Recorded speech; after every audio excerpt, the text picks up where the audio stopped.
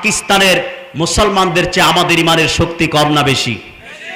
পাকিস্তানে যদি 10,000 মানুষ রাসূলুল্লাহ শেষ নবী এই কথার পক্ষে, কাদিয়ানী সম্প্রদায়ের বিপক্ষে রক্ত দিতে পারে, বাংলাদেশে আমরা কাদিয়ানীরা অমুসলিম এবং কাফের, জাহান্নামের কুকুর, তাদেরকে রাষ্ট্রীয়ভাবে কাফের ঘোষণার দাবিতে যদি 10 লক্ষ মুসলমানের রক্তের প্রয়োজন হয়, আমরা সেই সংগ্রাম আন্দোলনে আল্লাহর হাবিবের পক্ষে জান ও মাল খরচ করতে রাজি আছি। কারা কারা 2 হাত তুলে আমার আল্লাহ তাআলাকে দেখান।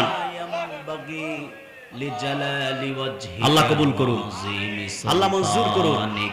কাদিয়ানীদের কিছু পণ্য দ্রব্য পাওয়া যায়, প্রাণ। আল্লাহর বান্দা আল্লাহর প্রশংসা করেছেন, হে আমার রব, আপনার মহান প্রতিপত্তি যেরূপ প্রশংসার হকদার, ওই রকম প্রশংসা আপনার নিকট, আপনার দরবারে নিবেদন করছি। বান্দা যখন জমিন থেকে এভাবে স্বর্ণখচিত শব্দ দ্বারা আল্লাহর প্রশংসা করলেন, আমাদের প্রতিটি কথা কাজ লিপিবদ্ধ করার 2 জন বিচারক, লেখক আছে না নাই? জোরে বলেন। একজন ডানে আরেকজন বামে। তাদের নাম কি?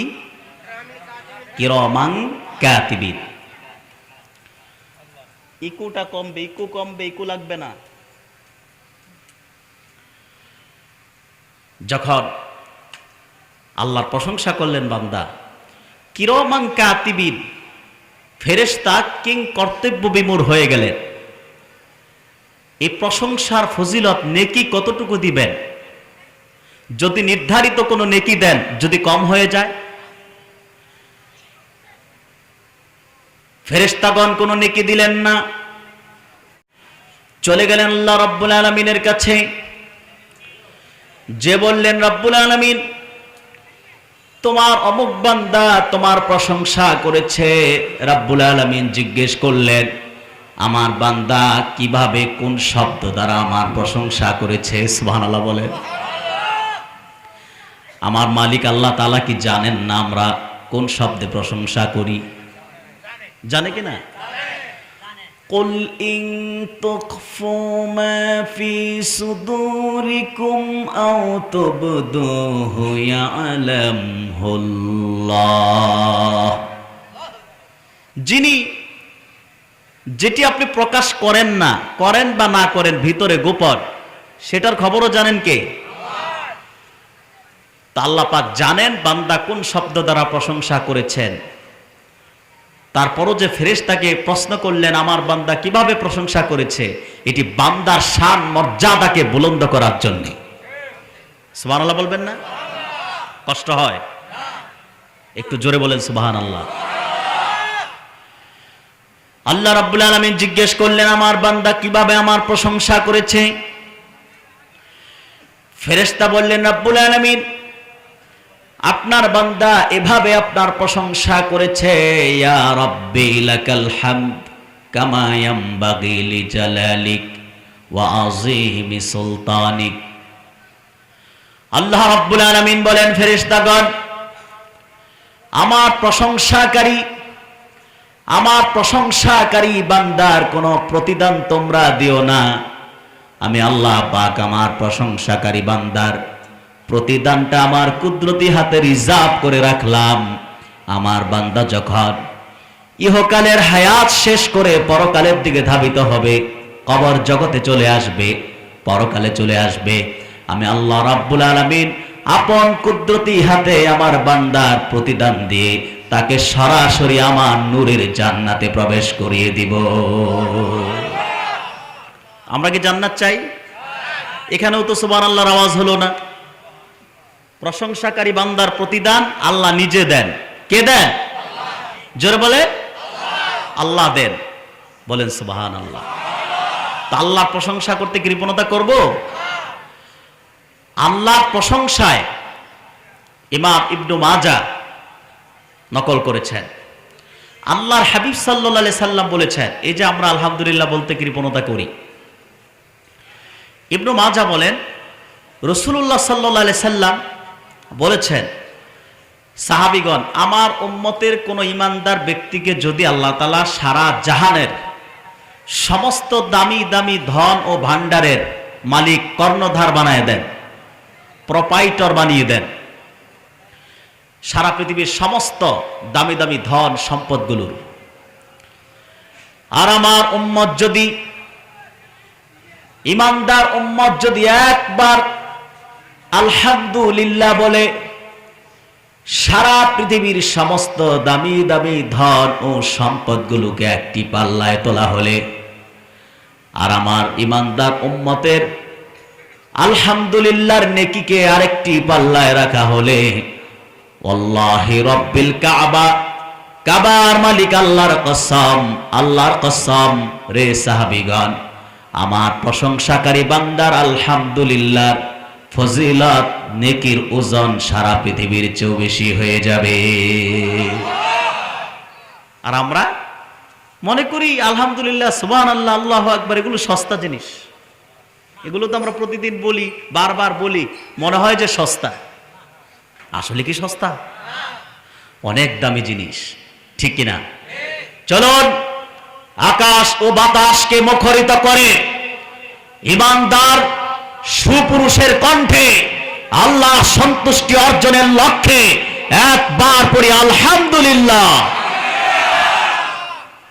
অসংখ্য অগণিত দরুদ ও সালাম আল্লাহর সৃষ্টির প্রধান আকর্ষণ, সমস্ত নবী ও রাসূলগণের মাথার তাজ, শামসুল হিদায়াত, বদরুদ্দুজা, আখেরি নবী, সকল নবী ও রাসূলগণের ইমাম, বিশ্ব মানবতার মুক্তির সনদ হযরত মুহাম্মদ মুস্তাফা সাল্লাল্লাহু আলাইহি ওয়াসাল্লামের উপর আল্লাহ পাক যাকে আজ থেকে ১০০০ সর্বশ্রেষ্ঠ ও সর্বশেষ নবী ও রাসূল হিসেবে প্রেরণ করেছেন, যার পরে আজ পর্যন্ত পৃথিবীতে অবশ্যই কোনো প্রকার নবী কিংবা রাসূল আসে নাই, অবশ্যই এখনো নাই, অবশ্যই কিয়ামত পর্যন্ত আসবে।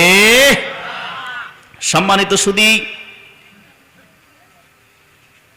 আমি আপনাদের সামনে মাহফিল কর্তৃপক্ষের নির্ধারিত বিষয়ে কথা বলার উদ্দেশ্য নিয়ে সূরাতুল আহজাব ৪০ নম্বর আয়াতে কারিমা তেলাওয়াত করেছি।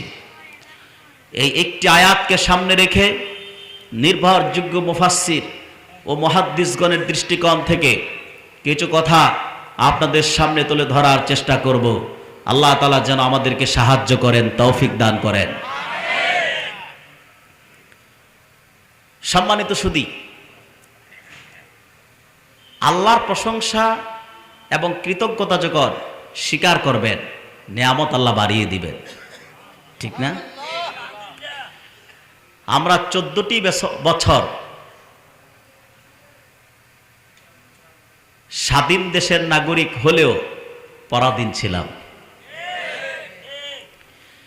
এই যে 14 বছর পর শ্বাস ফেলতে পারতেছেন, এর জন্য আল্লাহ বেশি বেশি আল্লাহর কাছে, শুধু মাহফিলে না, গভীর রজনীতে তাহাজ্জুদে সিজদায় যে আল্লাহর কাছে কান্নাকাটি করতে হবে, ঠিক কি না?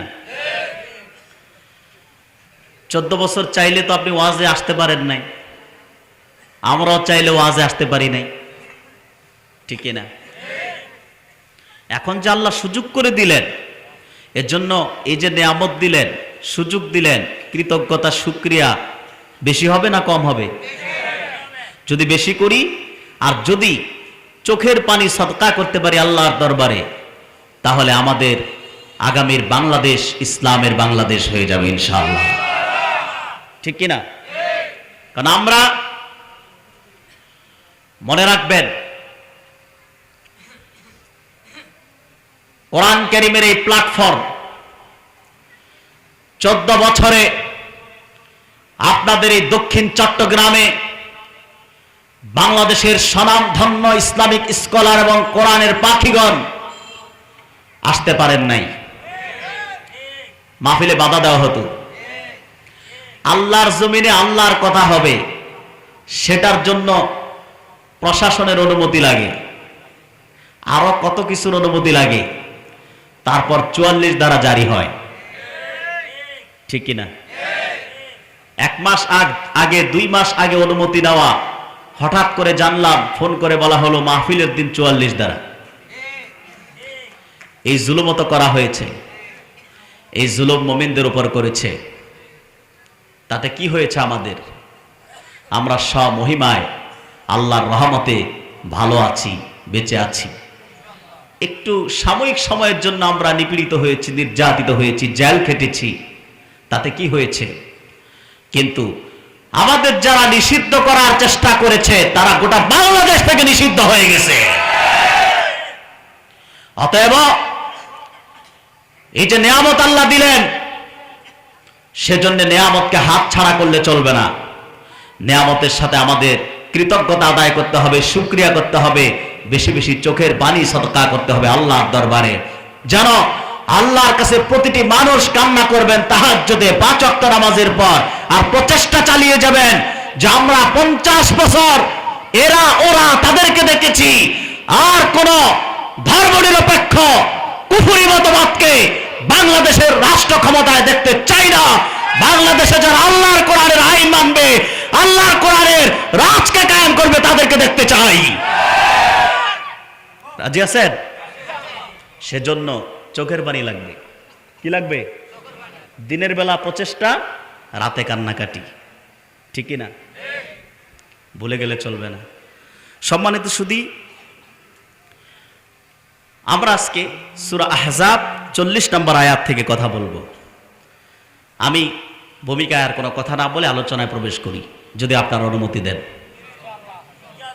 মনোযোগ আছে আপনাদের? মনোযোগ লাগবে। আল্লাহ তাআলা সূরাতুল আহজাব 40 নম্বর আয়াতের ইরশাদ করেছেন, মা কানা মুহাম্মাদুন আবা আহাদিম মির রিজালিকুম ওয়ালাকিন রাসূলুল্লাহি ওয়া খাতামান নাবিয়্যিন। মুহাম্মদ সাল্লাল্লাহু আলাইহি ওয়াসাল্লাম তোমাদের মধ্যকার কোন প্রাপ্ত বয়স্ক পুরুষের পিতা নন।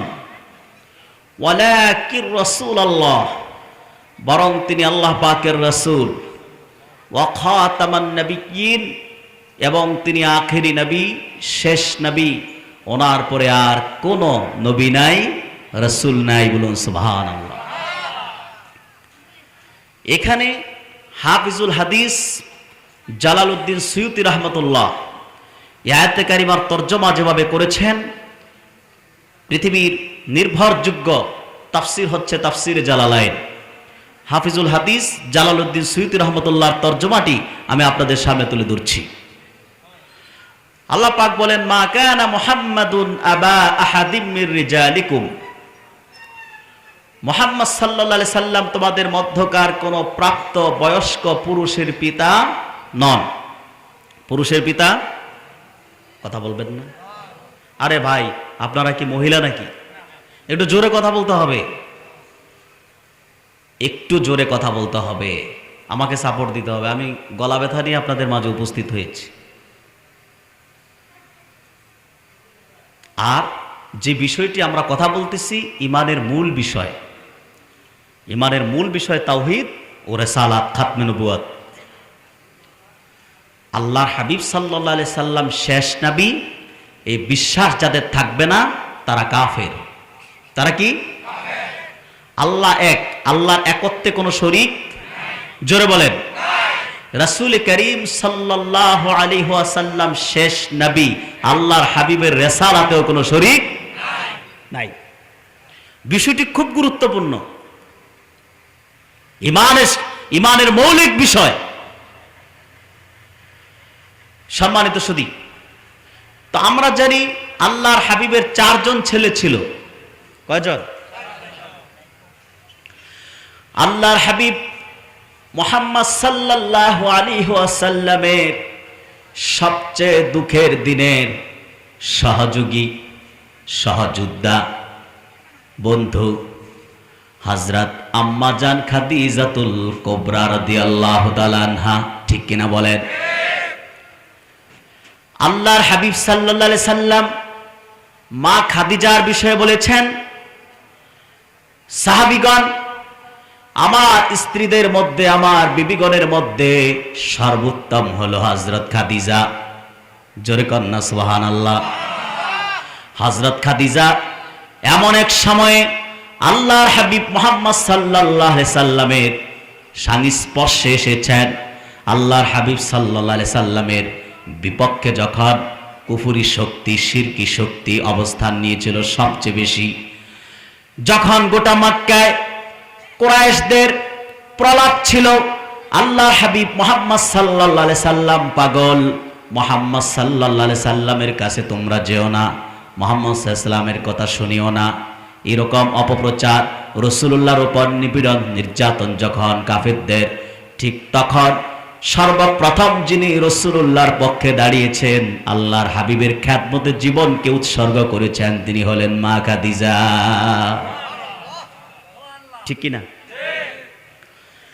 আম্মাজান খাদিজাতুল কুবরা তিনি সম্ভ্রান্ত পরিবারের নারী ছিলেন। ঠিক কিনা? রাসূলুল্লাহ 4 জন ছেলের 3 জন ছিল মা খাদিজাতুল কুবরার গর্ভ থেকে। কয়জন? 3 জন। কাসিম, তাইয়িব, তাহের, এই 3 জন হযরত খাদিজা রাদিয়াল্লাহু তাআলা আনহা থেকে। রাসূলুল্লাহ আরেক বিবি ছিলেন মারিয়া কিপ্তিয়া, ওনার ঘরে ছিল হযরত ইব্রাহিম। কয়জন হলো সন্তান? 4 জন ছেলে। কয়জন? কিন্তু কোরআন শরীফে আল্লাহ পাক বলেন, মা কানা মুহাম্মাদুন আবা আহাদিম মির রিজালিকুম, মুহাম্মদ সাল্লাল্লাহু আলাইহি ওয়াসাল্লাম তোমাদের মধ্যকার কোনো প্রাপ্ত বয়স্ক পুরুষের পিতা নন। রাসূলুল্লাহর 4 জন ছেলে ছিল। কয়জন? কিন্তু আল্লাহ বলতেছেন রাসূলুল্লাহ কোনো প্রাপ্তবয়স্ক পুরুষের পিতা নন। তো এই কথার অর্থ কি? আল্লাহর হাবিব সাল্লাল্লাহু আলাইহি সাল্লামের 4 জন ছেলে ছিল। 4 জন ছেলেকেই আল্লাহ রাব্বুল আলামিন যৌবনে পদার্পণ করার আগেই রাসূলুল্লাহর চোখের সামনে থেকে উঠায় নিয়েছেন। মানুষ যখন যৌবনে পদার্পণ হয় তখনই মানুষকে পুরুষ বলা হয়। ঠিক কিনা বলেন? তখন কি বলা হয়? পুরুষ।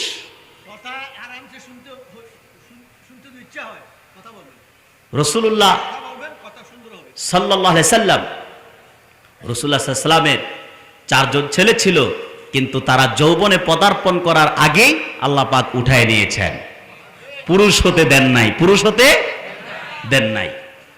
এখন আরেকটি প্রশ্ন থেকে যায়, আমরা তো জানি রাসূলুল্লাহ সাল্লাল্লাহু আলাইহি সাল্লামের আরেকজন ছেলে ছিল যায়েদ। ঠিক না? যায়েদ ছিল আল্লাহর হাবিব সাল্লাল্লাহু আলাইহি সাল্লামের পুষ্য পুত্র, পালক পুত্র। যায়েদ রাদিয়াল্লাহু তাআলা আনহু, যায়েদ ইবনে আরকাম, যায়েদ ইবনুল হারেসা। যায়েদ হচ্ছে যায়েদের মায়ের সাথে বেড়াতে যাচ্ছিলেন। আরবে তখন জাহিলি যুগে প্রথা ছিল যে রাস্তায় ডাকাত দল থাকতো। কি থাকতো? ডাকাত দল। এই কথাগুলো, সমস্ত কথাগুলো সূরা আহজাবের 40 নম্বর আয়াতের তাফসীরে এসেছে। মা কানা মুহাম্মাদুন আবা আহাদিম মির রিজালিকুম, এই আয়াতের প্রেক্ষাপটে কথাগুলো এসেছে। যায়েদের মায়ের সাথে যায়েদ বেড়াতে যাচ্ছেন, প্রতিমধ্যে ডাকাত দল বাচ্চাদেরকে ছিনতাই করতেন, মানুষের মালামাল লুটপাট করে নিয়ে যেতেন, শিশু বাচ্চাদেরকে আত্মসাৎ করে ছিনতাই করে নিয়ে পার্শ্ববর্তী বাজারে বিক্রি করে দিতেন। যায়েদের মায়ের সঙ্গে বেড়াতে যাচ্ছেন, হযরত যায়েদকে ডাকাত দল নিয়ে গেল মায়ের কাছ থেকে ছিনিয়ে, পার্শ্ববর্তী বাজারে পরের দিন বিক্রি করে দিলেন। হাকেম নামক একজন ব্যক্তি যায়েদকে কিনলেন। যায়েদকে কিনে, সে হাকেম ছিল, হাকেমের খালা ছিল হযরত খাদিজাতুল কুবরা। হযরত যায়েদকে খাদিজা রাদিয়াল্লাহু তাআলা আনহার কাছে বিক্রি করে দিলেন। আর খাদিজার বাড়িতে সেবক হিসেবে লালিত পালিত হতে লাগলেন হযরত যায়েদ। যখন বিশ্ব মানবতার মুক্তির সনদ আল্লাহর আখিরি নবী মুহাম্মদ সাল্লাল্লাহু আলাইহি ওয়াসাল্লামের কাছে আম্মাজান খাদিজাতুল কুবরা নিজের জীবনকে সঁপে দিলেন। তখন রাসূলুল্লাহর খেদমতে সেবক হিসেবে হযরত যায়েদকে আম্মাজান খাদিজা উৎসর্গ করে দিলেন। রাসূলুল্লাহর খাদেম, চাকর হিসেবে, সেবক হিসেবে মা খাদিজা যায়েদকে দিলেন, নিয়োজিত করলেন। যায়েদ রাসূলুল্লাহর খেদমত করতে লাগলো, ছোট্ট যায়েদ। সুবহানাল্লাহ। মা খাদিজার বাড়িতে হযরত যায়েদ খাদিজার সন্তানদের মতোই জীবন যাপন করতে লাগলো, আদর স্নেহ মমতা নিয়ে। হঠাৎ করে ব্যবসার জন্য মক্কায় যায়েদের এলাকা থেকে লোকজন আসছে। এসে যায়েদকে দেখে চিনে ফেলছে যে এ তো হারেসার ছেলে, হারানো ছেলে। খবরটি চলে যায় যায়েদের পিতার কাছে। যায়েদের পিতা আসলেন রাসূলুল্লাহ সাল্লাল্লাহু আলাইহি সাল্লামের কাছে। আল্লাহ হাবিব সাল্লাল্লাহু আলাইহি সাল্লামকে সাহাবায়ে কেরাম ১৫০০ বছর আগের মানুষ যারা রাসূলুল্লাহর কাছে জীবনকে উৎসর্গ করেছেন, তারা তাদের জীবনকে কিভাবে সঁপে দিতেন সেই শিক্ষা আমাদেরকে আজকে দিতে হবে। আমরা আল্লাহর হাবিবকে ভালোবাসি, মুখে বলি, কাজে বাস্তবায়ন করতে পারি না। মুখে বলি সুন্নি, প্রকৃতপক্ষে সুন্নি হতে পারি না, ঠিক কিনা? সুন্নি হওয়া সহজ বিষয় না।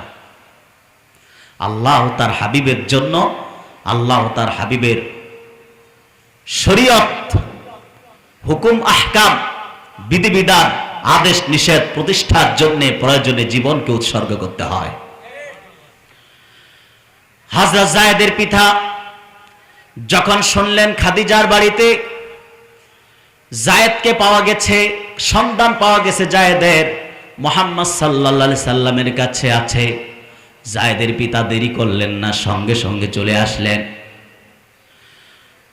আল্লাহর হাবিব সাল্লাল্লাহু আলাইহি ওয়াসাল্লামের কাছে এসে যায়েদের পিতা বললেন, মুহাম্মদ সাল্লাল্লাহু আলাইহি সাল্লাম, আমার সন্তান আপনার কাছে, শুনেছি আপনার কাছে আমার হারানো সন্তান, আপনি আমার সন্তানকে আমাকে ফিরিয়ে দিন, বিনিময়ে যা চান, যা কিছু চান সব কিছু আমি দিতে প্রস্তুত আছি।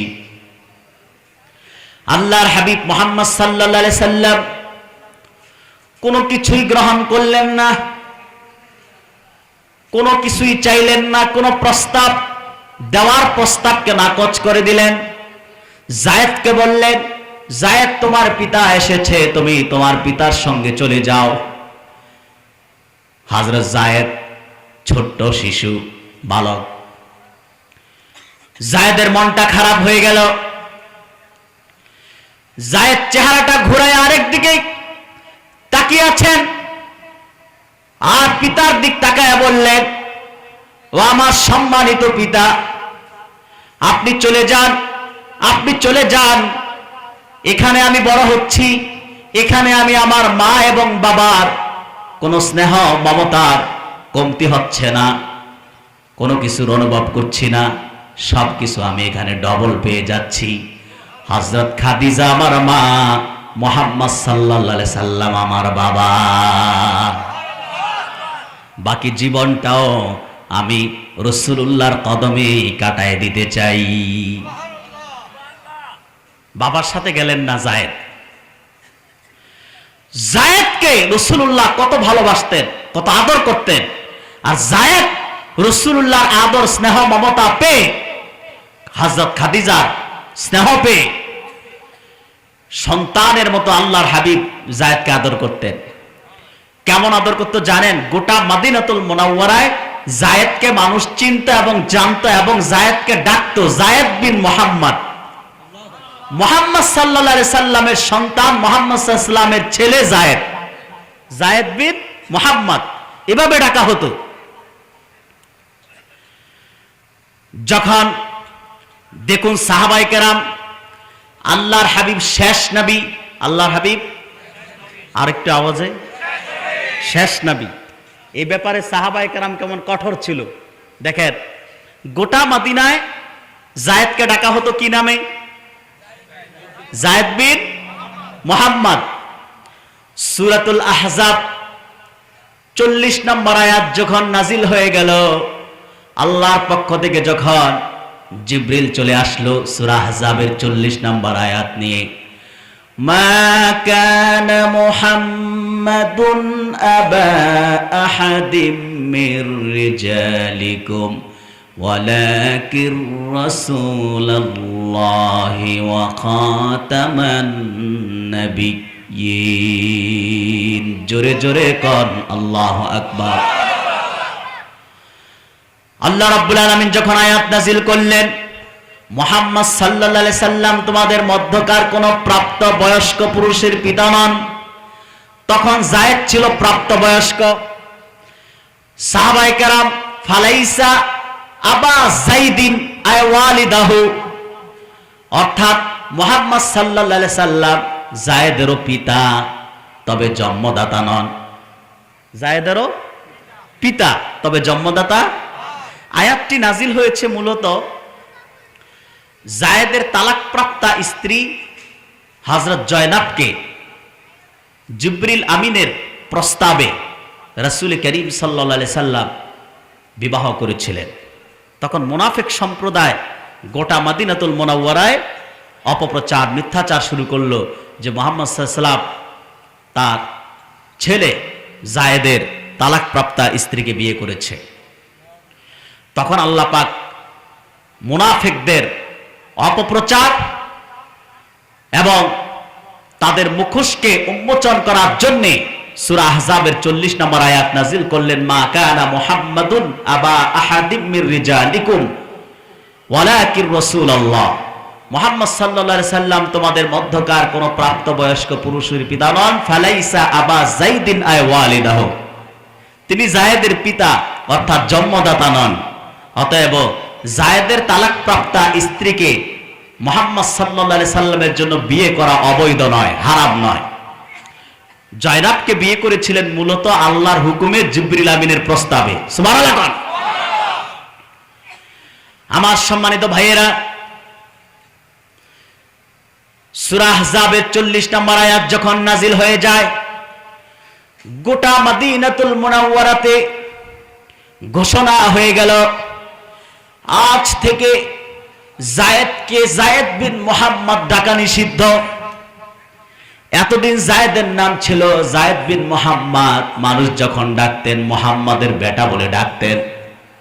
কিন্তু সূরা আহজাবের 40 নম্বর আয়াত নাজিল হওয়ার পর থেকে সাহাবায়ে কেরাম চূড়ান্ত সিদ্ধান্ত এবং মদিনা মুনাওয়ারাতে ঘোষণা দিয়ে দিলেন, আজ থেকে যায়েদকে যায়েদ বিন মুহাম্মদ ডাকা যাবে না, শুধু যায়েদ ডাকতে হবে। খাতমে নবুয়ত রাসূলুল্লাহ সাল্লাল্লাহু আলাইহি ওয়াসাল্লাম শেষ নবী মুহাম্মদ সাল্লাল্লাহু আলাইহি সাল্লামের মুহাম্মদ সাল্লাল্লাহু আলাইহি সাল্লাম কোন পুরুষের পিতা নন, এই কথা আল্লাহ পাক হুকুম করেছেন। সাহাবায়ে কেরাম রাদিয়াল্লাহু তাআলা আনহুগণ ১৫০০ বছর আগে গোটা মদিনায় ঘোষণা দিয়ে দিলেন, আজ থেকে যায়েদকে যায়েদ বিন মুহাম্মদ বলে ডাকা যাবে না।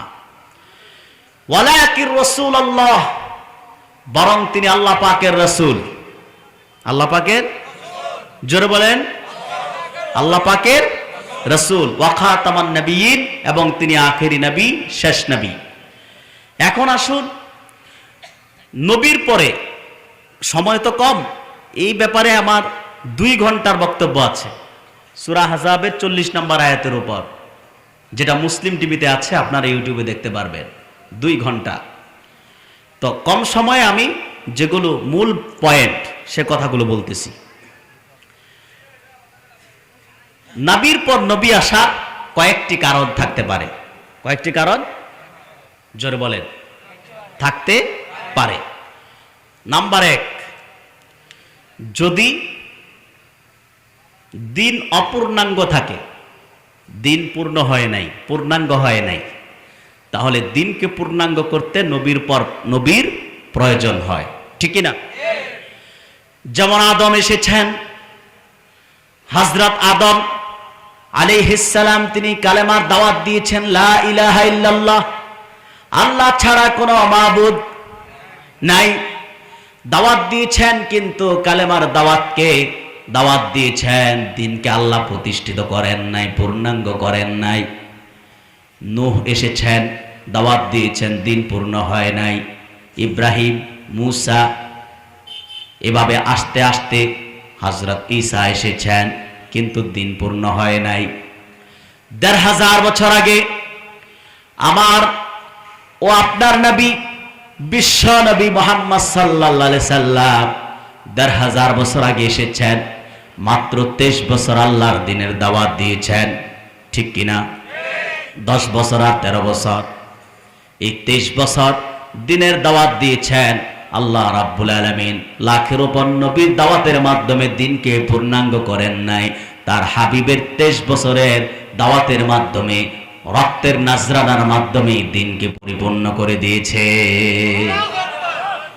সূরাতুল মায়েদা আয়াত নাম্বার ৩, আল্লাহ রাব্বুল আলামিন বলেন, আল-ইয়াওমা আকমালতু লাকুম দীনাকুম ওয়া আতমামতু আলাইকুম নি'মাতি ওয়া রাদিতু লাকুমুল ইসলাম দীনা। আল্লাহ পাক বলেন, আজ তোমাদের দিনকে পরিপূর্ণ করে দিলাম, আমার নিয়ামতকে তোমাদের উপর সম্পূর্ণ করলাম, আর পৃথিবীতে দিন হিসেবে, ধর্ম হিসেবে একমাত্র ইসলামকে নির্বাচিত এবং মনোনীত করলাম। বলুন সুবহানাল্লাহ। ইসলাম একমাত্র মনোনীত দিন, নির্বাচিত দিন। ইসলামের বাহিরে কোনো ধর্ম নাই, কোনো কর্ম নাই, কোনো দিন থাকতে পারে না, ঠিক কিনা বলেন? সেজন্যেই সারা বিশ্বের সকল মানুষকে অন্যান্য ধর্মের নামে মিথ্যাচার ছেড়ে অগ্নি পূজা, কবর পূজা, পীর পূজা, মাজার পূজা, মূর্তি পূজা, ভাস্কর্য পূজা, এগুলো বাদ দিয়ে একমাত্র দিন ইসলামে প্রবেশ করতে হবে। কারণ নির্বাচিত দিন একটাই, তার নাম কি? ইযা জাআ নাসরুল্লাহি ওয়াল ফাth ওয়া রাআইতান নাসা ইয়াদখুলুনা ফি দীনিল্লাহি আফওয়াজা। ইসলাম হচ্ছে আল্লাহর দিন। সুবহানাল্লাহ বলেন। এই দিন কার দিন? আল্লাহর দিন। আল্লাহর দিনে প্রবেশ করতে হবে।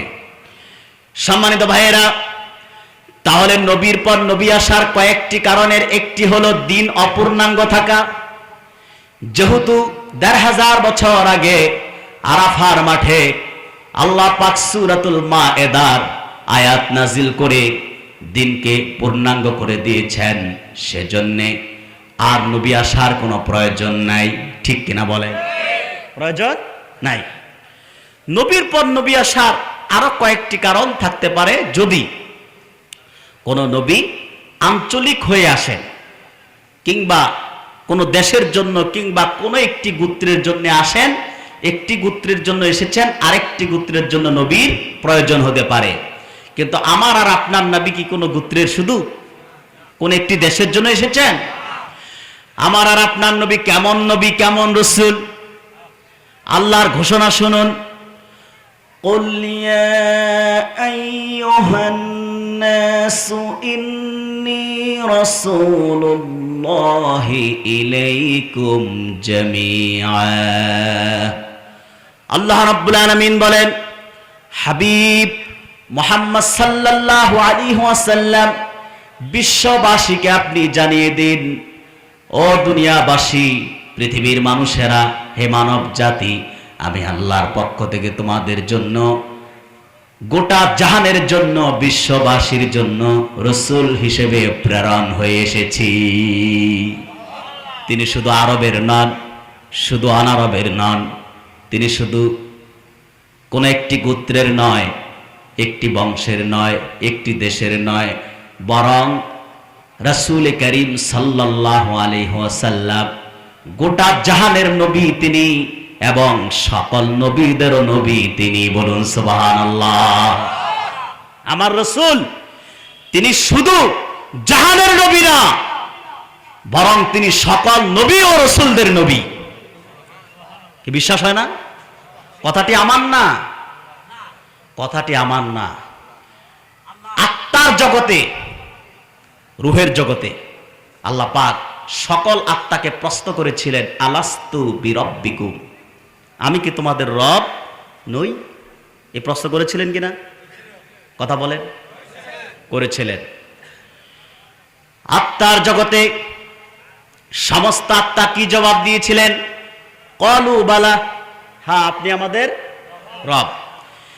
কিন্তু মিরকাতুল মাফাতিহ শারহ মিশকাতুল মাসাবিহ, হানাফি মাযহাবের শ্রেষ্ঠ ইমাম, শ্রেষ্ঠ ফকিহ মোল্লা আলী কারি রাহিমাহুল বারি তিনি লিখেছেন, আত্মার জগতে আল্লাহ পাক যখন প্রশ্ন করেছিলেন আত্মাগুলোকে, আলাস্তু বিরাব্বিকুম, আমি কি তোমাদের রব নই? আল্লাহ সেই প্রশ্নের উত্তর কি হবে কোন আত্মার জানা ছিল না। সর্বপ্রথম নীরবতা, নিস্তব্ধতা ভঙ্গ করে যিনি জবাব দিয়েছেন, ক্বালু বালা, হ্যাঁ আপনি আমার রব, তিনি হলেন আমার ও আপনার নবী বিশ্ব নবী মুস্তাফা। ঠিক কি না? আত্মার জগতে সর্বপ্রথম জবাব দিয়েছেন আমার রাসূল। সুবহানাল্লাহ বলেন। আমার রাসূল শুধু সকল নবী ও রাসূলদের নবী নন, বরং সকল নবী ও রাসূলদের ইমাম। সকল নবী রাসূলদের ইমাম। হাফিজুল হাদিস জালালউদ্দিন সুয়ুতী রাহমাতুল্লাহ তিনি নকল করেছেন, সুম্মা দাখালতু বাইতুল মুকাদ্দাস ফাজুমিআ লিয়াল আম্বিয়া জিবরাইল হাত্তা আম্মামতুহুম। আল্লাহর হাবিব বলেছেন, মেরাজ রজনীতে যখন আমি বাইতুল মুকাদ্দাসে পৌঁছালাম, অন্যান্য নবীগণ যে আংটায় বাহন বাঁধতেন সেখানেই সে আংটায় বাহন বাঁধলাম। বাইতুল মুকাদ্দাসে আমি রাসূল প্রবেশ করলাম। বাইতুল মুকাদ্দাসে প্রবেশ করে দেখতে পেলাম আদম থেকে ঈসা পর্যন্ত অসংখ্য নবী ও রাসূল দাঁড়িয়ে আছেন অপেক্ষায়। সুবহানাল্লাহ। নামাজের সময় হয়ে গেল, জামাতের সময়, কাতারবন্দি হয়ে সবাই দাঁড়িয়ে গেলেন। ইমামের জায়গাটি শূন্যস্থান, ইমামের জায়গাটি খালি পড়ে আছে, কেউ যাচ্ছেন না সামনে। হযরত জিবরিল আমিন আমাকে সামনে বাড়িয়ে দিলেন। মেরাজের রজনীতে বাইতুল মুকাদ্দাসে আমি রাসূল লাখের উপর নবীর সামনে ইমামতি করেছি। সেই থেকেই আমার রাসূলের উপাধি হলো ইমামুল মুরসালিন, সকল নবী ও রাসূলগণের ইমাম। চিৎকার দিয়ে কোন সুবহানাল্লাহ। তাহলে আমার রাসূল তিনি একটি গোত্রের জন্য নবী হিসেবে আসেন নাই, গোটা বিশ্বের জন্য। ঠিক না? তিনি শুধু উম্মতেরই নবী নন, বরং সকল নবী ও রাসূলদেরও নবী। ঠিক না? তিনি শুধু সকল নবী ও রাসূলদের নবী নন, বরং সকল নবী ও রাসূলগণের ইমাম। ঠিক না? কথাগুলো কি আমার কথা বলেন? আল্লাহর হাবিব সাল্লাল্লাহু আলাইহি সাল্লামের কি শ্রেষ্ঠত্ব, কি মর্যাদা, তা আলোচনা করার মতো কোনো শব্দ কি আমাদের স্মৃতি ভান্ডারে আছে নাকি? রাসূলুল্লাহ সাল্লাল্লাহু আলাইহি সাল্লামের মাকাম অনেক ঊর্ধ্বে। ঠিক কিনা বলেন? আমার প্রিয় ভাইয়েরা, তাহলে আমরা জানলাম নবীর পর নবী আসার কয়েকটি কারণের একটি হলো, যদি কোনো গোত্রের জন্য, একটি গোত্রের জন্য বা একটি দেশের জন্য বা একটি জাতির জন্য নবী আসেন, তার ইন্তেকালের পর আরেকজন নবীর প্রয়োজন হতে পারে। কিন্তু আমার নবী গোটা জাহানের জন্য এসেছেন। ঠিক না? সম্মানিত ভাইয়েরা, এখন আসুন, আল্লাহর হাবিব সাল্লাল্লাহু আলাইহি সাল্লাম শেষ নবী, এটাই চূড়ান্ত, এটাই সিদ্ধান্ত। এই সিদ্ধান্ত আল্লাহ পাক কখন নিয়েছেন? আল্লাহর হাবিব সাল্লাল্লাহু আলাইহি ওয়াসাল্লামের অন্যান্য নবীগণের মধ্যে আল্লাহর হাবিবের শ্রেষ্ঠত্ব মর্যাদাকে আল্লাহ পাক বুলন্দ করেছেন কয়েকটি কারণে। কয়েকটি, মনোযোগ আছে আপনাদের? কথা বলেন, আমার দিকে তাকান। ইবনু আসাকের হযরত সালমান ফার্সি থেকে হাদিস নকল করেছে, রাসূলুল্লাহর মর্যাদাকে আল্লাহ পাক অন্যান্য নবীগণের তুলনায় কিভাবে বুলন্দ করেছেন দেখেন। ইবনু আসাকের নকল করেছেন, আখরাজা ইবনু আসাকির আন সালমান রাদিয়াল্লাহু তাআলা আনহু قال قيل للنبي صلى الله عليه وسلم كلم الله موسى تكليما وخلق عيسى من روح القدس واتخذ إبراهيم خليلا واصطفى آدم। সাহাবীগণ রাসূলুল্লাহর কদমে আসলেন। রাসূলুল্লাহর কদমে এসে জিজ্ঞেস করলেন, আরজ করলেন, ইয়া রাসূলুল্লাহ, কাল্লামাল্লাহু মূসা তাকলিমা, আল্লাহ পাক বনি ইসরাইলের নবী হযরত মূসার সঙ্গে কালাম করেছেন, কথা বলেছেন। কি করেছেন? আরে ভাই, একজন নিচ্ছে ওনাকে, আপনারা তো আমার দিক তাকাতে হবে, সময় তো কম, কথা দ্রুত বলতেছি আমি। সাউন্ড আর একটু ক্লিন করেন, একটু বাড়বে, চিকন হবে, ক্লিন হবে। সম্মানিত ভাইরা, আমার দিক তাকান। রাসূলুল্লাহর মর্যাদা অন্যান্য নবীগণের তুলনায় আল্লাহ পাক অসংখ্য দিক দিয়ে বাড়িয়েছেন। তার মধ্যে আমরা একটি হাদিসের মাধ্যমে জানব, খাতমে নবুয়ত এটিও রাসূলুল্লাহর মর্যাদা সমুন্নত হয়েছে। সুবহানাল্লাহ বলেন। খাতমে নবুয়ত, আল্লাহর হাবিব যে শেষ নবী, এটার মাধ্যমেও রাসূলুল্লাহর মর্যাদা সমুন্নত হয়েছে। সাহাবীদের একটি টিম রাসূলুল্লাহর কাছে জিজ্ঞেস করলেন, কাল্লামাল্লাহু মূসা তাকলিমা, ইয়া রাসূলুল্লাহ, মূসার সঙ্গে আল্লাহ পাক কথা বলেছেন।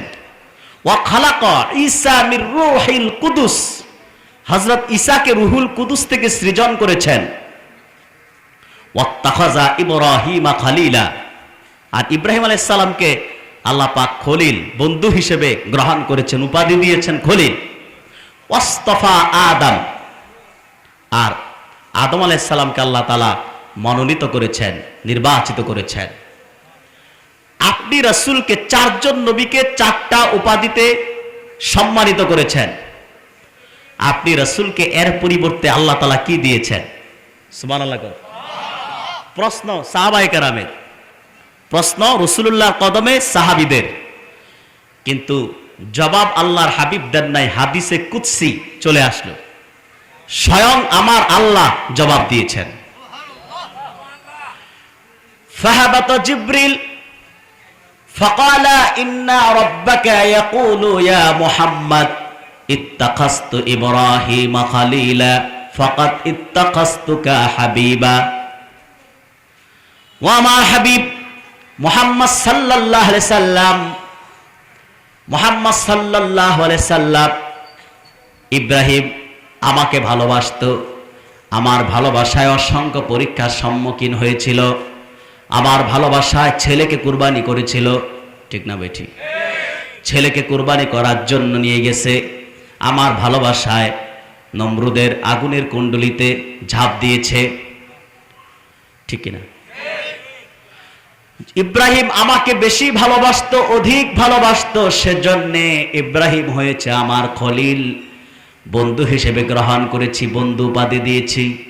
ফাকাত ইত্তাখাযতুকা হাবিবা, মুহাম্মদ সাল্লাল্লাহু আলাইহি সাল্লাম, আমি স্বয়ং আল্লাহ আপনি রাসূলকে বেশি ভালোবাসি, সেজন্য ইব্রাহিম খলিল আর আপনি আমার হাবিব। ইব্রাহিম আমাকে ভালোবাসে সেজন্য খলিল, আর আল্লাহ আপনাকে ভালোবাসে সেজন্য আপনি হাবিব। জোরে কোন সুবহানাল্লাহ। ওয়া ইন কুনতু কাল্লামতু মূসা ফিল আরদি তাকলিমা, মূসার সঙ্গে আমি আল্লাহ কথা বলেছি, সেটা ছিল জমিনে। কোথায়? তুর পাহাড়ে, ঠিক কি না? জমিন।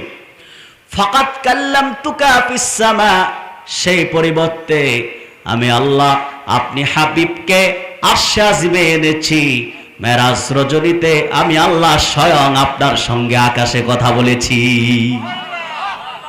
এদিক দিয়েও আপনি শ্রেষ্ঠ, এদিক দিয়েও শ্রেষ্ঠ। ওয়াইন কুনতু খালাকতু ঈসা মির রূহিল কুদুস, ঈসাকে রুহুল কুদুস থেকে সৃজন করেছি, আর আপনি রসুলের হাকিকতকে সমস্ত সৃষ্টির 2000 বছর আগে আমি সৃজন করেছি। যখন আদমের কোনো অস্তিত্বই ছিল না, তখনই আমি আল্লাহ আপনাকে রসুল হিসেবে নির্বাচিত করেছি, ঠিক কিনা? এদিক দিয়ে আপনি শ্রেষ্ঠ। ওয়াইন কুনতু ইস্তাফাইতু আদম, আর আদমকে আমি আল্লাহ নির্বাচিত করেছি, মনোনীত করেছি। ফাকাদ খাতামতু বিকাল আম্বিয়া, আর আপনি মুহাম্মদ সাল্লাল্লাহু আলাইহি সাল্লামকে প্রেরণ করে নবুয়ত ও রাসালাতের দরজাকে চিরসমাপ্ত করেছি। আপনার মাধ্যমে নবুয়তের দরজা বন্ধ করেছি। আপনি শেষ নবী, আপনার মাধ্যমে দিন পূর্ণাঙ্গ হয়ে গেছে। আপনার পরে আর কোনো নবী ও রসুল আসবে না, ঠিক কিনা বলে? 4টি কারণে রাসূলুল্লাহ শ্রেষ্ঠ, ঠিক কিনা? আরো অসংখ্য কারণ এসেছে তাফসীরের কিতাবে, হাদিসের কিতাবে। তাহলে সম্মানিত ভাইয়েরা, এই হাদিসে কুদসির শেষ দিকে এসেছে, আল্লাহ পাক বলেন, হাবিব আমার, আপনাকে আমি হাউজে কাউসার দান করেছি, যা অন্য কাউকে দান করি নাই। আপনাকে হজ দান করেছি, উমরা দান করেছি, আপনাকে তরবারি দিয়েছি। কি দিয়েছি? জোরে বলে। ইসলাম প্রতিষ্ঠায় তরবারির প্রয়োজন আছে না নাই? কথা বলেন। ঘরে ঘুমিয়ে ঘুমিয়ে ইসলাম প্রতিষ্ঠা সম্ভব? আরে জোরে বলেন। যদি দিনকে কায়েম করার জন্য ঘরে ঘুমিয়ে চেষ্টা করলে হয়ে যেত, তাহলে 1000 বছর আগে রাসূল করিম সাল্লাল্লাহু আলাইহি সাল্লামের নূরের জামানায় 1টি 2টি নয় 80টির বেশি জিহাদ হয়েছে, ঠিক কিনা বলে? উহুদ, বদর, খন্দক সহ অসংখ্য যুদ্ধে রাসূল করিম সাল্লাল্লাহু আলাইহি ওয়াসাল্লামের সাহাবায়ে কেরামের রক্ত ঝরেছে, জীবনকে উৎসর্গ করতে হয়েছে। উহুদের ময়দানে দিন প্রতিষ্ঠিত করতে যে স্বয়ং আল্লাহর হাবিব মুহাম্মদ সাল্লাল্লাহু আলাইহি ওয়াসাল্লামের উপর কাফের, মুশরিক, ইহুদি, মুশরিক কুরাইশরা সম্মিলিত হামলা করে রাসূলুল্লাহ সাল্লাল্লাহু আলাইহি সাল্লামের দান মোবারককে শহীদ করেছে, ঠিক কিনা? উহুদের ময়দানে রাসূলুল্লাহ সাল্লাল্লাহু আলাইহি সাল্লামকে শহীদ করার জন্য 3টি চক্র ঐক্যবদ্ধ হয়েছে। কয়টি? এক তো কাফের, মুশরিক, কুরাইশ, দ্বিতীয় হচ্ছে ইহুদি, মদিনার ইহুদিরা, তৃতীয় হচ্ছে ইহুদিদেরই খালাতো ভাই মুনাফিকরা। ইহুদিদের, জোরে বলেন, খালাতো ভাই।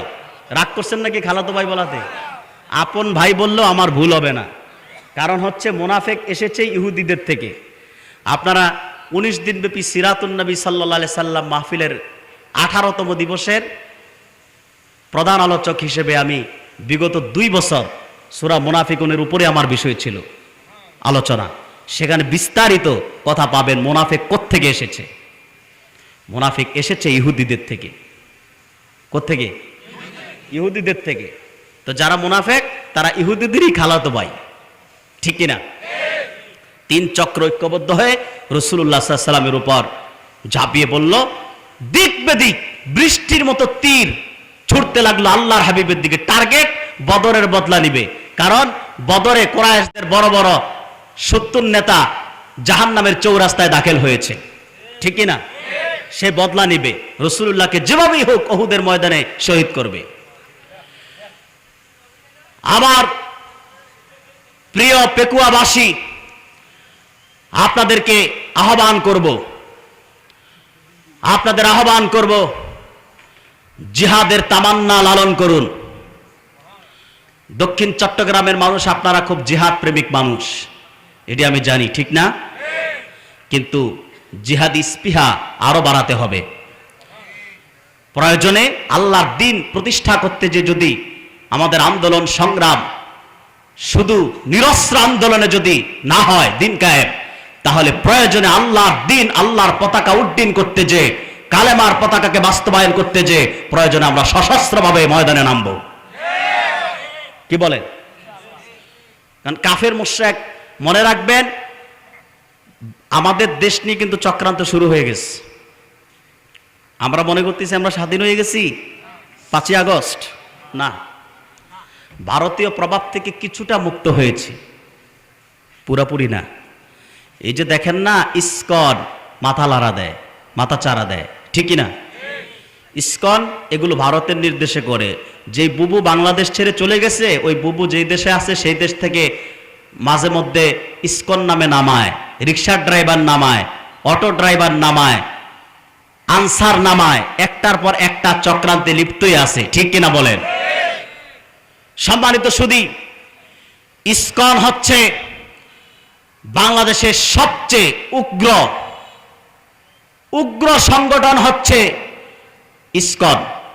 সেই ইসকন চাচ্ছে বাংলাদেশকে গৃহযুদ্ধের দিকে নিতে। এদেশের নাগরিক নিজেরাই মারামারি করবে, লড়াই করবে। কথা বুঝতেছেন? ভারত এটা চাচ্ছে। তো ভারতীয় অপশক্তির এই চক্রান্ত বাস্তবায়নের জন্য কাজ করে যাচ্ছে ইসকন। ইসকনের আসল হোতা যেটা নেতা, ওইটা আজকে গ্রেফতার হয়েছে, আমি শুনেছি, ফেস দ্য পিপলের রিপোর্ট। কিন্তু বিষয় হচ্ছে তাকে গ্রেফতার করলেই চলবে না, কারণ গ্রেফতারে দেখেছি আমরা অনেক এমপি মন্ত্রী গ্রেফতার হয়ে মামুর বাড়ি সুন্দরভাবে আরামায় এসে শ্বশুর বাড়ির মতো আছে। আলেমরা 14 বছর জেলে গিয়েছে, নিরপরাধ আলেম, নিরপরাধ আলেমরা, নিরপরাধ ইসলামী আন্দোলনের কর্মীগণ জেলখানায় গিয়েছে, তাদেরকে জেলে বন্দি করে অত্যাচার করা হয়েছে। এরকম অত্যাচার করা হয়েছে, অনেক ইসলামী আন্দোলনের কর্মীদের জীবন পঙ্গুতে পরিণত হয়েছে। কিন্তু আমরা দেখতে পাচ্ছি দুর্নীতিবাজ 14 বছর যারা চুরি করেছে, বাংলাদেশের টাকা সালমান এফ রহমান বিদেশে পাচার করে লুটপাট করেছে, বাংলাদেশের মানুষের গলায় ভিক্ষার ঝুলি দেওয়ার জন্য চক্রান্তে লিপ্ত হয়ে বাংলাদেশের টাকা বিদেশে পাচার করেছে যে সালমান এফ রহমান, তারা জেলখানায় শ্বশুর বাড়ির মতো আদর আপ্যায়ন পেয়ে যাচ্ছে। তা চলবে না, তা চলবে না। ইসকন নেতাকে গ্রেফতার করেই আরামায়েশে রাখলে চলবে না, তাকে রিমান্ডে নেওয়া হোক। সে কার ইন্ধনে, কার হুকুমে বাংলাদেশে কিছুদিন পর পর আলেম ওলামার বিরুদ্ধে, মুসলমানদের বিরুদ্ধে মশাল মিছিল বের করে বড় বড় বক্তব্য দেয়, বাংলাদেশকে গৃহযুদ্ধের দিকে ধাবিত করতে চায়, তাকে শাস্তি দেওয়া হোক, বের করা হোক বাংলাদেশে কারা চক্রান্তে লিপ্ত আছে, আসল চক্রান্তকারীদেরকেও গ্রেফতার করা হোক। ঠিক কিনা বলেন মুসলমান? চান আপনারা? সম্মানিত ভাইয়েরা, বলছিলাম মুহাম্মদ সাল্লাল্লাহু আলাইহি সাল্লামকে আল্লাহ পাক, আল্লাহ বলেন, হাবিব আপনাকে তরবারি দিয়েছি। কি দিয়েছি? তরবারির কথা শুনলে আবার অনেক বুদ্ধিজীবী মনে করে আমরা মুসলমানরা সন্ত্রাস, ঠিক কিনা? আসলে কি মুসলমান সন্ত্রাস? মুসলমান প্রথমে আঘাত করে না, কিন্তু আঘাত আসলে তাকে আর ছাড়ে না। আঘাত সইতে সইতে, নিপীড়ন নির্যাতন সইতে সইতে দুর্বল মানুষটা যখন শক্ত হয়ে ইমানের জজবা নিয়ে দাঁড়িয়ে যায়, তখন আর কাফেরকে ছাড়তে পারে না, ঠিক কিনা? সম্মানিত ভাইয়েরা, আল্লাহর হাবিব সাল্লাল্লাহু আলাইহি সাল্লামকে আল্লাহ পাক তরবারি দিয়েছেন। আল্লাহ বলেন, হাবিব আপনাকে হজ দিয়েছি, উমরা দিয়েছি, কাউসার দিয়েছি, হাউজে কাউসার। এবং কাল হাসরের ময়দানে গোটা পৃথিবীর মানুষ যখন ইয়া নাফসি ইয়া নাফসি করবে, সূর্যটা কপালের কাছে চলে আসবে, ঠিক তখন হাসরের ময়দানে আপনার উপর আরশের ছায়া প্রসারিত করা হবে। শুধু তা নয়, মানুষ যখন ইয়া নাফসি করবে, হাসরের মাঠে সুপারিশের চাবি আমি আল্লাহ আপনার হাতে তুলে দিব। আপনি আপনার গুনাহগার উম্মতকে সুপারিশ করে বেহেশতে দাখিল করবেন। সুবহানাল্লাহ বলেন। আল্লাহর হাবিব সাল্লাল্লাহু আলাইহি ওয়াসাল্লাম হাসরের ময়দানে সমস্ত মানুষ যখন ইয়া নাফসি, সমস্ত নবীগণ যখন ইয়া নাফসি বলবে, হাসরের ময়দানে সমস্ত জনতা আদি পিতার কাছে সর্বপ্রথম যাবে, বলবে আদম আপনি পৃথিবীর প্রথম মানুষ, আপনি আমাদের আদি পিতা। আজকে বড়ই বিপদে পড়ে আছি আমরা, জাহান্নামের হাওয়া বাতাসগুলো দেখতে পাচ্ছি, আমল নামা খারাপ আমাদের, আমরা জাহান্নামী হয়ে যাব। আপনি আপনার মালিক আল্লাহর কাছে আমাদের জন্য, সন্তানদের জন্য সুপারিশ করুন। আদম ফিরিয়ে দিবেন, পারবো না। নূহের কাছে যাও। যেতে যেতে সর্বশেষ ঈসার কাছে যখন সমস্ত জনতা হাসরের মাঠে আসবে, ঈসা বলবেন শুনে রাখো জনতা, আজ কঠিন হাসরের ময়দানে তোমাদের পক্ষে সুপারিশ করার আমার কোনো অথরিটি নাই। ইরজিই ইলা নাবিয়্যিল খাতাম মুহাম্মাদিন মুস্তাফা সাল্লাল্লাহু আলাইহি ওয়াসাল্লাম, যদি জাহান্নামের আযাব থেকে রক্ষা পেতে চাও দেরি করো না, আখেরি নবী মুহাম্মদ সাল্লাল্লাহু আলাইহি সাল্লামের কদমে তোমরা সোজা চলে যাও। সমস্ত মানুষ রাসূলুল্লাহর কাছে আসবেন, আল্লাহর হাবিব ইয়া উম্মতি ইয়া রাব্বি উম্মতি ইয়া রাব্বি উম্মতি বলে উম্মতের জন্য কান্না করছেন। আল্লাহ পাক আল্লাহর আরশে আজিমে দয়ার সাগরে ঢেউ উতলে উঠবে, রাসূলুল্লাহ চোখের পানি হাসরের ময়দানে আল্লাহ বরদাস্ত করবেন না। ডাক দিবেন ইয়া মুহাম্মদ ইরফা রাসাক সালতুতা, হাবিব আমার মুহাম্মদ সাল্লাল্লাহু আলাইহি সাল্লাম, আপনি রাসূলের চোখের পানি আমি আল্লাহ সহ্য হয় না, আপনার মাথা কপাল মোবারক উঠান, আপনি যা চাইবেন উম্মতের জন্য সুপারিশ করুন, যা চাইবেন আমি আল্লাহ আজকে সব মঞ্জুর করে নিব। রাসূলুল্লাহ 10টি সুপারিশ করবেন উম্মতের জন্য। কয়টি? 10টি। 9টা আল্লাহ পাক সাথে সাথে কবুল করে নেবেন। সুবহানাল্লাহ বলেন। একটা পরের জন্য রাখবেন, যাদের আমল খুবই খারাপ তাদেরকে আগে পানিশমেন্ট দিবেন, জাহান্নামে ঘুরাইয়া ফিরাইয়া, তারপর সেগুলো বহু ব্যাখ্যা আছে, একদম জ্বলে পুড়ে এগুলো কয়লাও থাকবে না, সব শেষ হয়ে যাবে। তখন আবার জাহান্নামের ফেরেশতাকে নির্দেশ দেওয়া হবে, জান্নাত থেকে হাড্ডি নিয়ে তাদেরকে আবার তৈরি করে বেহেশতে প্রবেশ করানো হবে। সুবহানাল্লাহ বলেন। কিন্তু রাসূলুল্লাহ সাল্লাল্লাহু আলাইহি সাল্লামের সকল উম্মতি বেহেশতে যাবে, কেউ আগে কেউ পরে, তবে ঈমান ঠিক থাকতে হবে। ঈমানে কোনো শিরক থাকবে না, কুফর থাকবে না। আল্লাহ এক, আল্লাহর একত্বে কোনো শরীক।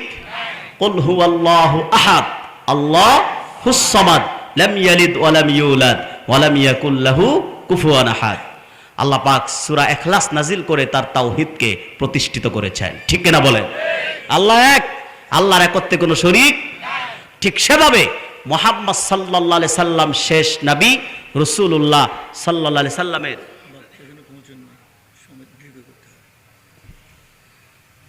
রাসূলুল্লাহ সাল্লাল্লাহু আলাইহি সাল্লামের রিসালাতেও কোনো শরীক। জোরে বলেন। রাসূলুল্লাহর রিসালাতে কোনো শরীক নাই। আমার প্রিয় ভাই সব, তাহলে আল্লাহর হাবিব সাল্লাল্লাহু আলাইহি সাল্লাম শাফাআত করবে যে সময় সকল নবী ও রাসূল ইয়া নাফসি করবে, উম্মতের চিন্তা করবে না, নিজের চিন্তা। ঠিক না? সে সময় হাসরের মাঠে আল্লাহ রাসূল উম্মতের জন্য কান্না করবেন, উম্মতের জন্য সুপারিশ করবেন।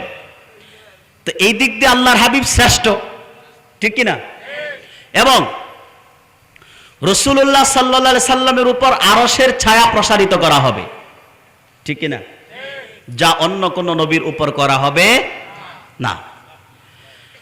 এবার আসুন, ওয়া খাতামান নবিয়্যিন, মুহাম্মদ সাল্লাল্লাহু আলাইহি সাল্লাম শেষ নবী। শেষ, জোরে বলেন, শেষ নবী। আল্লাহ এক, এটি যেমন গুরুত্বপূর্ণ বিষয়, আল্লাহর সাথে কারো শরীক। রাসূলুল্লাহ শেষ নবী, এটিও অনেক গুরুত্বপূর্ণ বিষয়। কেউ যদি শুধু বিশ্বাস করে আল্লাহ আমার রব, সে মুমিন হবে না, মুসলিম হবে না, যতক্ষণ না সে বলবে মুহাম্মদ সাল্লাল্লাহু আলাইহি সাল্লাম আল্লাহ তাআলার রাসূল। ঠিক কিনা? রাসূলুল্লাহর রিসালাতকে বিশ্বাস, অন্তরে বিশ্বাস, মুখে স্বীকার এবং কাজে বাস্তবায়নের আগ পর্যন্ত কেউ মুমিন হবে না। ঠিক কিনা? আমার প্রিয় ভাইয়েরা, ওয়া খাতামান নবিয়্যিন, মুহাম্মদ সাল্লাল্লাহু আলাইহি সাল্লাম হচ্ছে শেষ নবী। মুহাম্মদ সাল্লাল্লাহু আলাইহি সাল্লাম শেষ নবী। আল্লাহর হাবিব যে শেষ নবী, দেখেন মুফাসসিরিন কেরাম লিখেছেন, ওয়ালাকির রাসূলুল্লাহি ওয়া খাতামান নবিয়্যিন ফালা ইয়াকুনু লাহু ইবনুন রাজুলুন বা'দাহু ইয়াকুনু নাবিয়্যা। যদি আল্লাহর সিদ্ধান্ত এমন হতো মুহাম্মদ সাল্লাল্লাহু আলাইহি সাল্লামের পরেও নবুয়তের দরজা খোলা থাকবে, নবী আসবে পৃথিবীতে, যদি সিদ্ধান্তটি এমন হতো, তাহলে আল্লাহর হাবিবের 4 জন ছেলের কোনো একজনকে আল্লাহ জীবিত রাখতেন। 4 জনের একজনকে, যে কোনো একজনকে জীবিত রাখতেন। যেহেতু আল্লাহ রাব্বুল আলামিন আল্লাহর হাবিবের খাতমে নবুয়তের বিষয়ে চূড়ান্ত সিদ্ধান্ত নিয়েছেন আদম সৃষ্টির বহু আগেই, সেজন্যেই ১৫০০ বছর আগে রাসূলুল্লাহর চোখের সামনে থেকে আল্লাহর হাবিবের 4 জন ছেলেকে উঠায় নিয়েছেন। কাউকে যৌবনে পদার্পণ করতে দেন নাই, জীবিত থাকতে দেন নাই। যেহেতু আল্লাহর সিদ্ধান্ত আমার নবী মুহাম্মদ সাল্লাল্লাহু আলাইহি সাল্লামের পরে আর নবী নাই। ঠিক কি না? এখন আকীদার আরেকটি বিষয় খাতমে নবুয়তের সাথে সম্পর্কিত। আমরা প্রত্যেকেই জানি যে ঈসা আলাইহিস সালাম আবার আসবেন। আসবে কিনা? বিশ্বাস করেন না? আরে ভাই কথা বলেন, ঘুমায় গেছেন নাকি আপনারা? ঈসা আলাইহিস সালাম আবার আসবেন কিয়ামতের আগে। এখন ঈসা কি হিসেবে আসবে? আমার আর আপনার মন গড়া বক্তব্য তো চলবে না। কোরআন কি বলে, সুন্নাহ কি বলে, ঠিক না? ওয়া কানা আল্লাহু বিকুল্লি শাইইন আলিমা ওয়া ইযা নাযালা সাইয়্যিদু ঈসা ইয়াহকুমু বিশরিআতিহি। সব আল্লাহ ক্লিয়ার করে দিবেন। অর্থাৎ ঈসা আলাইহিস সালাম কিয়ামতের আগে আসবে, এটা আমাদের বিশ্বাস। আসবে কিনা? কিন্তু কি হিসেবে আসবে সেটা তো একটি প্রশ্নের বিষয়। তিনি নবী ছিলেন না আগে? নবী ছিলেন, রাসূল ছিলেন, কিন্তু তিনি কিয়ামতের আগে পরিচয় কি থাকবে সে ব্যাপারে মুফাসসিরগণ বলেন, ওয়া ইযা নাযালা সাইয়্যিদু ঈসা ইয়াহকুমু বিশরিআতিহি। হযরত ঈসা কিয়ামতের আগে যখন আসবেন তখন তিনি মুহাম্মদ সাল্লাল্লাহু আলাইহি ওয়াসাল্লামের শরীয়ত কার্য মোতাবেক শাসন কার্য পরিচালনা করবেন। অর্থাৎ আল্লাহর হাবিবের শরীয়তকেই মানবেন। তাহলে স্পষ্ট হয়ে যায়, আর কোনো সন্দেহের অবকাশ নাই, হযরত ঈসা কিয়ামতের আগে যখন দ্বিতীয়বার আগমন করবে তখন তার পরিচয় নবী থাকবে না, পরিচয় থাকবে উম্মতে মুহাম্মাদি, মুহাম্মদ সাল্লাল্লাহু আলাইহি সাল্লামের উম্মত। সুবহানাল্লাহ বলবেন না? একটু জোরে কণ্ঠ খুলে বলেন না সুবহানাল্লাহ। আমি আর আপনি কেমন নবীর উম্মত হয়েছি? সস্তা হয়ে গেছি বিনা দরখাস্তে, বিনা চাওয়ায়, ঠিক কিনা? না চাইতে হয়ে গেছি। সেজন্য রাসূলুল্লাহর সম্মান মর্যাদা, আল্লাহর হাবিবের সম্মান, তাজিম, শান, মান, ইজ্জত, মর্যাদা আমরা অনেকে বুঝতে চাই না। আল্লাহর হাবিবের মাকাম আল্লাহর পরে সবচেয়ে সম্মানিত, অধিষ্ঠিত, প্রতিষ্ঠিত রাসূলুল্লাহ, ঠিক কিনা বলেন? সন্দেহ আছে? আল্লাহর হাবিব সাল্লাল্লাহু আলাইহি সাল্লামের উম্মত যে ঈসা হয়েছেন, এই ব্যাপারে একটি রাওয়ায়াত এসেছে। মুকাতিল ইবনু সুলাইমান বর্ণনা করেছেন যে মুসা আলাইহিস সালাম আল্লাহর কাছে সবসময় দোয়া করতেন। প্রথমে দোয়া করেছেন, তিনি তাওরাত কিতাবে উম্মতে মুহাম্মাদির পরিচয় পেয়েছেন যে এই উম্মতকে আল্লাহ পাক শ্রেষ্ঠ উম্মত হিসেবে সৃষ্টি করবেন, পাঠাবেন। এই পরিচয় তাওরাতে পাইছেন। কোথায়? জোরে বলেন। তাওরাতে। তাওরাতে পেয়ে হযরত মুসা আলাইহিস সালাম তখন আল্লাহর কাছে ফরিয়াদ করলেন, আল্লাহ, তাওরাত কিতাব পড়তে যে এমন একটি উম্মতের সন্ধান পায় যারা শ্রেষ্ঠ উম্মত হিসেবে যাবে, যারা একটা নেক কাজ করলে 10টা নেক কাজের সওয়াব পাবে। আছে না নাই আমাদের? একটি ভালো কাজ করলে কয়টা সওয়াব? 10টি। সেই উম্মতটা আমারে দিয়ে দাও, মুসা আলাইহিস সালাম চাইতেছেন।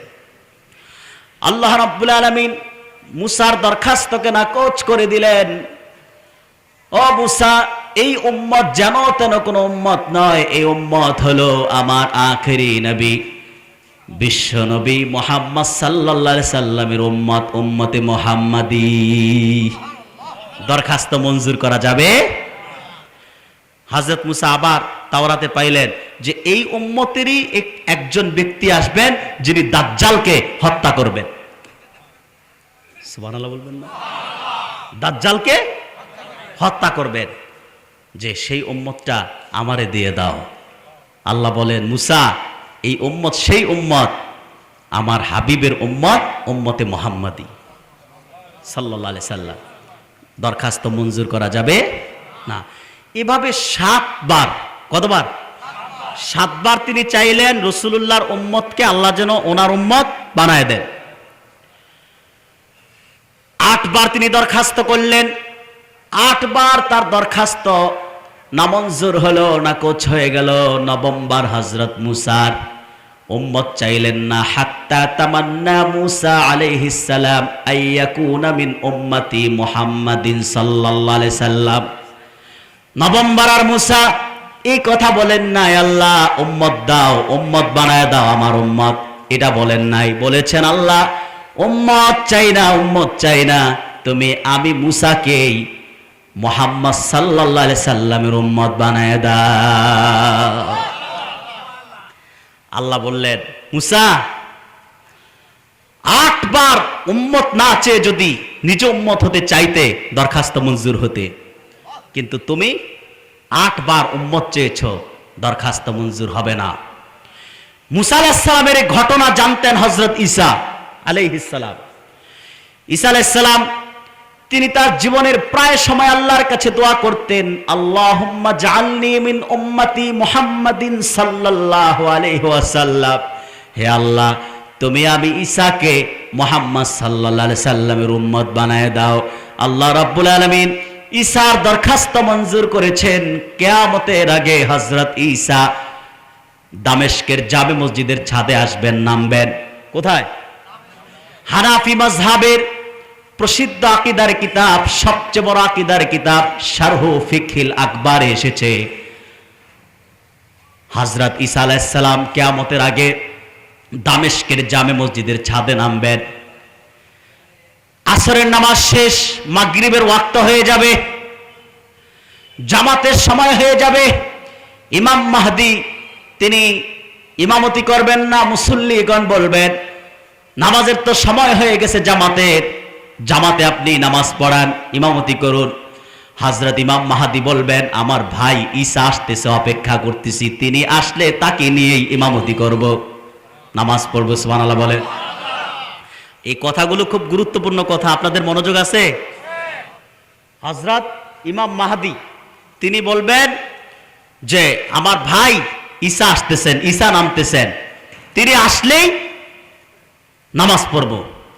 দেখা যাবে হযরত ঈসা আলাইহিস সালাম আসছেন, ঈসা আলাইহিস সালাম আসার পর তখন তিনি ঈসা রুহুল্লাহকে বলবেন, আপনি নামাজ পড়ান। ইমাম মাহদি বলবেন, কিন্তু ইমাম মাহদি কথায় তিনি নামাজ পড়াবেন না। মাশাআল্লাহ, মারহাবা, নারায়ে তাকবীর, নারায়ে তাকবীর।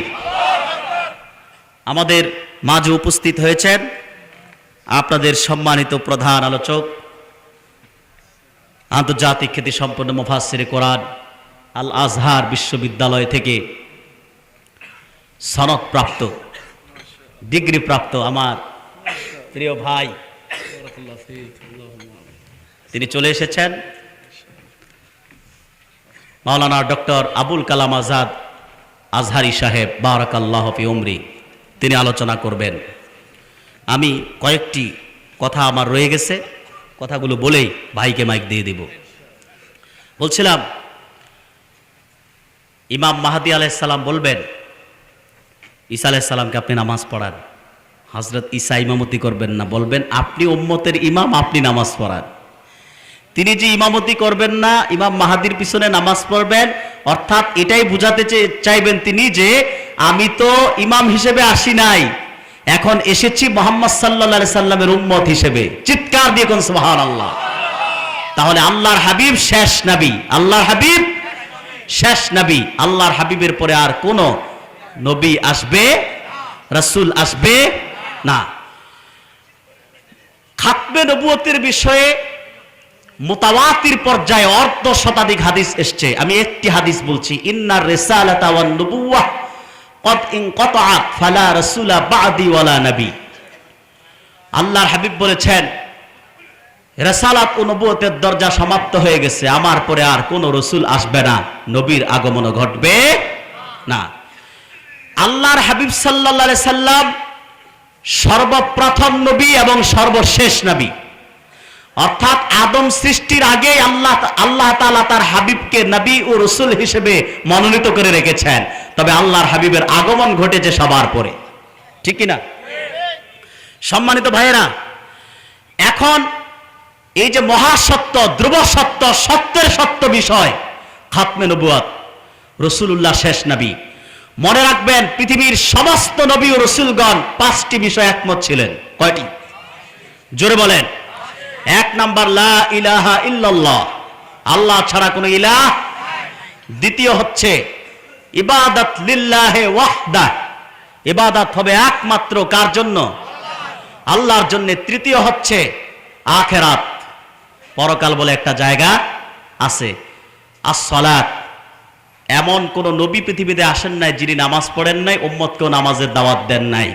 আমাদের দেশে কিছু ভণ্ড পীরদের কাছে মুরিদ হলে নাকি নামাজ লাগে না শুনি, কিন্তু পৃথিবীতে এমন কোন নবীর আগমন ঘটে নাই যিনি নিজেও নামাজ পড়েন নাই, উম্মতকে নামাজের দাওয়াত দেন নাই। এরকম কোন একজন নবীও, যত নবী এসেছেন নিজে নামাজ পড়েছেন, উম্মতকে নামাজের দাওয়াত দিয়েছেন। তাহলে যেই পীর সাহেবের কাছে মুরিদ হলে নামাজ লাগে না বলে, ওইটা পীর না, ওইটা তালের পীর। ওইটারে ধরে ইসকনের সদস্য যারা, ওদেরকে যেমন শাস্তি দিতে হবে, ওই ভণ্ড পীরগুলো রয়ের দালাল, ওদেরকে ধরে আচ্ছা মতো দোলাই দিতে হবে, ভণ্ডামি শেষ করতে হবে, ঠিক কিনা বলে? সম্মানিত ভাইয়েরা, পঞ্চম যে বিষয় সেটা হলো মুহাম্মাদুর রাসূলুল্লাহ ইমামুল মুরসালিন খাতামুন নবিয়্যিন। মুহাম্মদ সাল্লাল্লাহু আলাইহি ওয়াসাল্লাম সকল নবী ও রাসূলগণের ইমাম, সর্বশেষ নবী, আখেরি নবী। এই আকীদায় সমস্ত নবী ও রাসূল বিশ্বাস করতেন, ঠিক কিনা? তাহলে যে ব্যক্তি আল্লাহর হাবিবকে শেষ নবী হিসেবে বিশ্বাস করে না, সে কোরআনকে বিশ্বাস করলো না, ঠিক কিনা? যে ব্যক্তি আল্লাহর হাবিবকে শেষ নবী হিসেবে বিশ্বাস করে না, সে রাসূলুল্লাহর রিসালাত এবং অসংখ্য সহিহ হাদিসকে অস্বীকার করলো। যে ব্যক্তি আল্লাহর হাবিবকে শেষ নবী হিসেবে বিশ্বাস করে না, সে লাখের উপর নবীর রিসালাতকে বিশ্বাস করে না। সেজন্যই কাদিয়ানী সম্প্রদায় যারা নিজে গোলাম আহমদ মির্জা গোলাম শয়তান কাদিয়ানীকে নবী হিসেবে বিশ্বাস করে, সেজন্যই তারা পৃথিবীর সবচেয়ে বড় কাফের এবং জাহান্নামের কুকুর, ঠিক কিনা বলেন? কাদিয়ানী চক্র বাংলাদেশে আছে না নাই? আমাদের সকল দলের মুসলমানকে ঐক্যবদ্ধ হতে হবে। ঈমানের মৌলিক বিষয় খাতমে নবুয়ত। মনে রাখবেন, খাতমে নবুয়ত এই দাবি আদায় করতেও রক্তের প্রয়োজন হবে। তার কারণ খাতমে নবুয়তের আন্দোলন এটি শুধু এই যুগের আন্দোলন না, এই আন্দোলনের সূচনা হয়েছে হযরত আবু বকরের জামানা থেকে। মুসাইলামাতুল কাজ্জাব যখন মিথ্যা নবুয়তের দাবি করেছে, সিদ্দিক আকবরের নির্দেশে 30,000 সাহাবী তিনি প্রেরণ করেছেন জিহাদের ময়দানে ভণ্ড মিথ্যা নবুয়তের দাবিদার মুসাইলামাকে হত্যা করার জন্য। সেখানে 2400 কোরআনের হাফেজ শাহাদাত বরণ করেছিল। সেই আন্দোলনে, সেই জিহাদে, সেই থেকে নিয়ে 1500 বছর আগ থেকে যারাই যুগে যুগে দেশে দেশে রাসূলুল্লাহ সাল্লাল্লাহু আলাইহি সাল্লামের খাতমে নবুয়ত অস্বীকার করেছে, আল্লাহর হাবিবকে শেষ নবী বিশ্বাস করে নাই, নিজেকে নবী দাবি করেছে, তাদের শাস্তি, একমাত্র শাস্তি হয়েছে গর্দানকে আলাদা করে দেওয়া হয়েছে। কোন আন্দোলন সংগ্রামের প্রয়োজন হয় নাই, গর্দান আলাদা। কারো কাছে দাবির প্রয়োজন হয় নাই। কিন্তু পাকিস্তানে ইউসুফ বিন নূরির নেতৃত্বে 10,000 লোক, 10,000 মুসলমান রক্ত দিয়েছে, শহীদ হয়েছে। তারপর পাকিস্তান সরকার বাধ্য হয়ে কাদিয়ানীদেরকে সরকারিভাবে অমুসলিম ঘোষণা করেছে। পাকিস্তানের মুসলমানদের চেয়ে আমাদের ইমানের শক্তি কম না বেশি? পাকিস্তানে যদি 10,000 মানুষ রাসূলুল্লাহ শেষ নবী এই কথার পক্ষে, কাদিয়ানী সম্প্রদায়ের বিপক্ষে রক্ত দিতে পারে, বাংলাদেশে আমরা কাদিয়ানীরা অমুসলিম এবং কাফের, জাহান্নামের কুকুর, তাদেরকে রাষ্ট্রীয়ভাবে কাফের ঘোষণার দাবিতে যদি 10 লক্ষ মুসলমানের রক্তের প্রয়োজন হয়, আমরা সেই সংগ্রাম আন্দোলনে আল্লাহর হাবিবের পক্ষে জান ও মাল খরচ করতে রাজি আছি। কারা কারা 2 হাত তুলে আমার আল্লাহ তাআলাকে দেখান। আল্লাহ কবুল করুন, আল্লাহ মঞ্জুর করুন। কাদিয়ানীদের কিছু পণ্য দ্রব্য পাওয়া যায়, প্রাণ কোম্পানির যা কিছু সব কাদিয়ানীদের, সেজান কোম্পানির জুস কাদিয়ানীদের, RFL টিউবওয়েল পাইপ প্লাস্টিক কাদিয়ানীদের, প্রথম আলো। এটা 10 বছর আগ থেকে আমরা বলতেছি প্রথম অন্ধকার। এখন তো প্রথম আলো নামের প্রথম অন্ধকার পত্রিকার গোমর ফাঁস করেছেন সাংবাদিক ইলিয়াস হোসাইন সাহেব, ঠিক কিনা? এটা যে আসলেই প্রথম আলো না, প্রথম অন্ধকার, ভারতীয় রয়ের কাজ করে, রয়ের পক্ষে কাজ করে, দেশের স্বাধীনতার বিপক্ষে কাজ করে, ইসলামী আন্দোলন ও মুসলমানদের বিরুদ্ধে কাজ করে। সেজন্য প্রথম আলোকে ঘৃণার সাথে বয়কট করবেন। রাজি আছেন মুসলমান? আল্লাহ তাআলা আমাদেরকে কবুল করুন। আর দিন কায়েমের প্রত্যয়ে আমরা সমাজতন্ত্র, ধর্মনিরপেক্ষতাকে 50 বছর দেখেছি। আমাদের বিদায় বেলা একটি শপথ আমরা করতে চাই, সেটা হলো স্বাধীনতার পর থেকে বাংলাদেশে এরা বা ওরা দেশ চালিয়ে এসেছে, কুফরি মতবাদতন্ত্র দিয়ে বাংলাদেশে শান্তি প্রতিষ্ঠা করা যায় নাই, মুসলিমের অধিকার প্রতিষ্ঠিত হয় নাই, গরিবের অধিকার প্রতিষ্ঠিত হয় নাই। সকল নাগরিকদের অধিকার যদি প্রতিষ্ঠা করতে হয়, আল্লাহর দ্বীন কায়েম ছাড়া সেটি সম্ভব নয়। সেজন্য কোরআনপন্থীদেরকে আগামীতে ক্ষমতায় নিতে হবে। রাজি আছেন? আল্লাহ কবুল করুন, আল্লাহ মঞ্জুর করুন। সাদাকাল্লাহুল আযীম ওয়া সাদাকা রাসূলুহুন নবিয়ুল কারীম ওয়া নাহনু আলা যালিকা মিনাশ শাহিদিন ওয়াশ শাকিরিন ওয়াল হামদুলিল্লাহি রাব্বিল আলামিন। আসসালামু আলাইকুম ওয়া রাহমাতুল্লাহি ওয়া বারাকাতুহু। আপনারা একটি মানুষ উঠবেন না, আমার ভাই আলোচনা করবেন।